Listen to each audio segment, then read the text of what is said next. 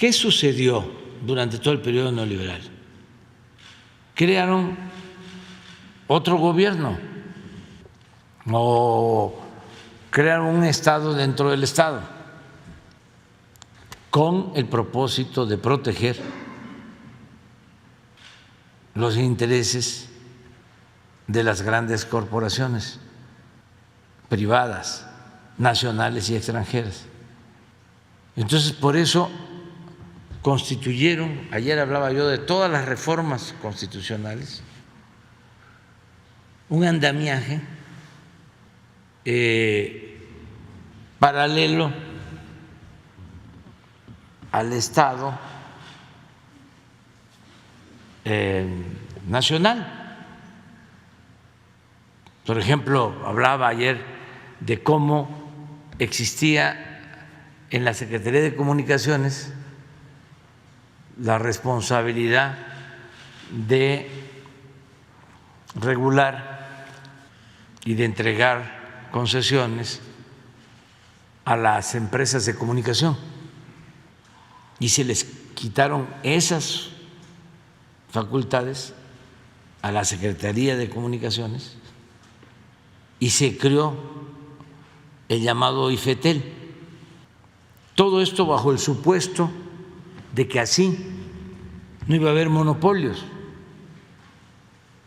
Empezaron a utilizar un término, un eufemismo, se llama agente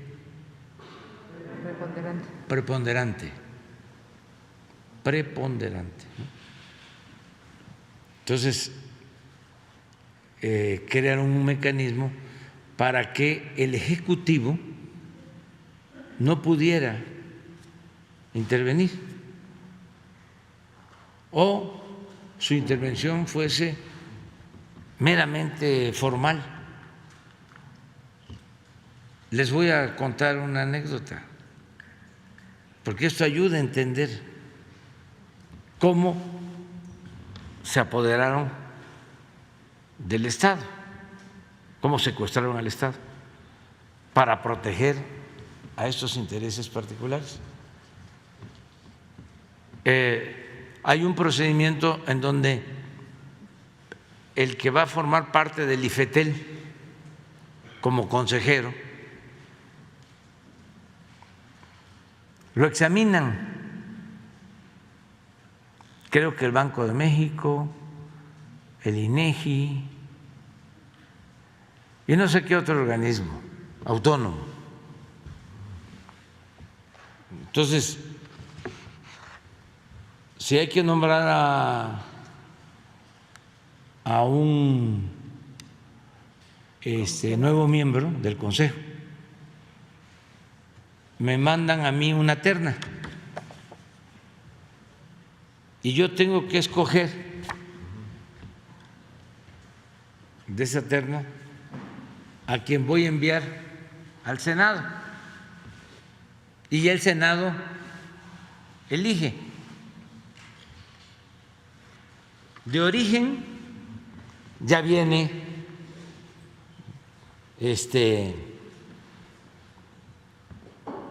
sesgada la propuesta, porque son puros tecnócratas. Si no, no pasan. Deben de haber excepciones. Pero bueno, la primera vez que me toca nombrar a uno por ausencia, me mandan la terna y los veo, pues no conozco a ninguno, porque es como el nombramiento de un vicegobernador del Banco de México. En los requisitos está que tiene que tener experiencia financiera, o sea, tiene que haber pasado por un banco. Y bueno, ¿y lo público dónde queda?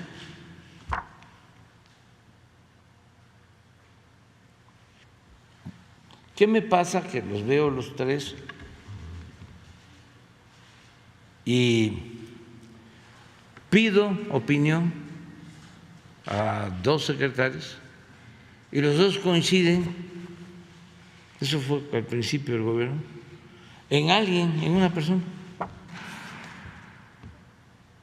Digo, bueno, pues está bien, pero de repente me llega una queja de esa persona antes de que yo enviara mi propuesta al Senado, de que era empleado de uno de los preponderantes. ¿Sí? Entonces, ¿qué hago? ¿Cómo van a ser los preponderantes los que dominen el organismo autónomo? Ya me adelanto para decirles que sí son los preponderantes los que dominan ese organismo supuestamente autónomo. Y ese organismo supuestamente autónomo tiene más fuerza, ya lo dije ayer y lo repito, que el presidente de la República.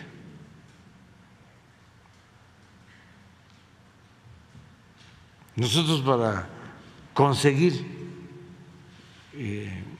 una concesión y poder llevar el Internet a los pueblos, tuvimos que batallar.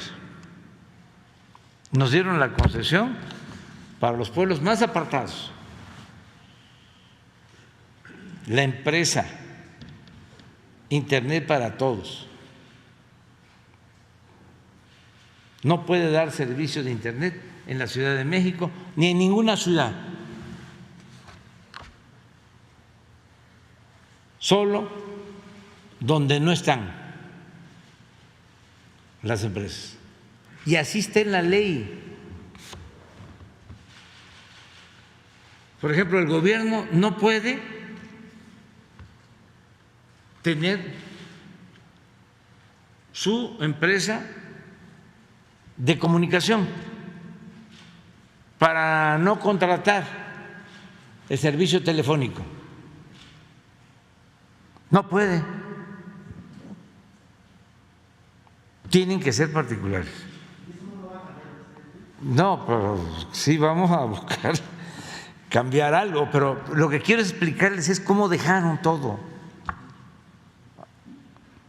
¿Qué hice con este caso que les estaba comentando? Como no eran 3, creo que eran 6, le dije a un cercano colaborador: investígame quién sacó el primer lugar en los exámenes. Entonces, ya me trajeron, no era el propuesto, ese no había sacado el primer lugar. Entonces dije, pues no lo conozco, pero sacó el primer lugar en el examen, que sea él. Y a él lo propuse. Pues, ¿qué creen? Que este candidato que propuse ya en 2 ocasiones había sacado el primer lugar. Y como me dijo un campesino cuando nos robaron la presidencia en el 2006, saliste pero no ganaste. No, ganaste pero no saliste.